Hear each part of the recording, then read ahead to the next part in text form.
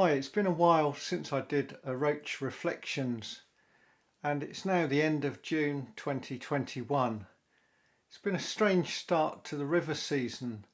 There's roach about, a lot of small ones, a few bigger ones, but normally by the start of the season start to get a little bit of response to hemp and tares, and that's just not happening this year. It's always said that the best hemp and tare fishing comes later in the summer, sort of August onwards. But perhaps we've been spoilt the last couple of years. The last 2 years I've had roach well over £1 in June on tares, and the response to hemp and tares has been there from June the 16th. Now it's true, I expect that better fishing to come on in August, September, right into October. And one of the great things about hemp and tare fishing on the Dorset Stour is that it's a good way of avoiding the bleak and the minnows. Years and years ago I used to fish hemp and caster, fishing casters on the hook a great deal on the Stour. There were a lot of chub back in those days. I'm talking about, it wasn't unusual near the start of the season, the first few weeks and later on, to get bags of 12 or 15 big chub. The chub weren't as big as they are nowadays. A £5 was an absolute monster, but a bag of a dozen chub or so might well include 3 or 4 over £4, and the rest would be probably 2.5 to 3.5 pounds. And casters would also sort out some of the bigger roach, and you'd get some plenty of dace as well, bream. So casters again were a bait that avoided the bleak most of the time and avoided the tiny dace or minnows. Minnows used to be an incredible problem on the Stour. So this year I've had to sort of wonder what on earth to do. The river's up and down a bit at the moment. It's the 29th of June today. The upper Stour is nearly 4 foot above normal, still rising. There's plenty of rain around. That water's coming down the Stour at the moment, where it's rising further down at Throop. And I've had to think of an alternative bait. I'm not such a fan of casters as I was years ago. I don't seem to get the quality that we once did. They're an expensive bait. They don't last very long. If you're going to use fresh casters, you want to use them almost straight away within the first couple of days, whereas maggots you can keep for maybe a week or so. So it's with reluctance and amazement almost that I've changed over to using maggots for the moment. I'm feeding hemp and maggots, fishing on the Stour, catching quite a few dace, and the last trip out I had quite a lot of roach, nothing very big, up to about 5 ounces. They're not the sort of fish I'm looking for when I'm fishing hemp and tares, but the roach's diet does change during the summer. They spawn in late April into May, probably May this year,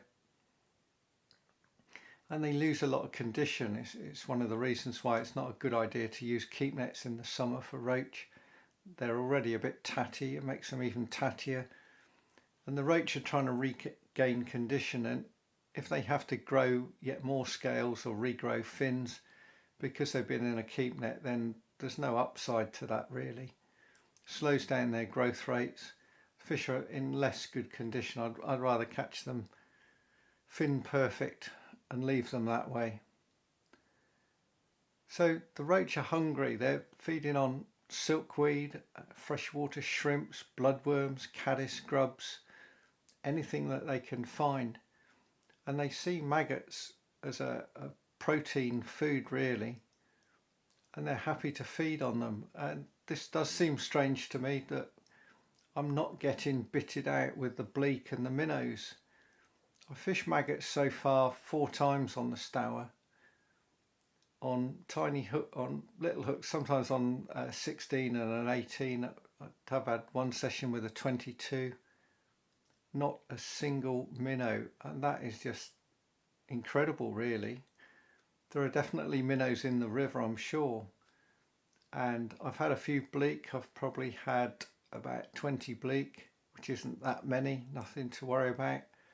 And usually the bleak have shown first of all, so the first fish have been the odd dace, but more bleak, and you start to get that sinking feeling after half an hour, oh, it's going to be bleak and nothing but, and then they've sort of tailed off, and the other fish, either dace or roach, have started to feed. So for the time being, my thoughts on my roach fishing are to persevere with maggots, see where it takes me. I'm a bit surprised I've not yet had a perch of any size or description using maggots. They're obviously a fish that I don't catch fishing with hemp and tears. Last year I caught just 2 perch at the Stour in the entire season, which seems odd, but I was either fishing bread, hemp and tears, so it's not that unexpected. And even in the winter I just fished bread, so didn't pick up any in that way.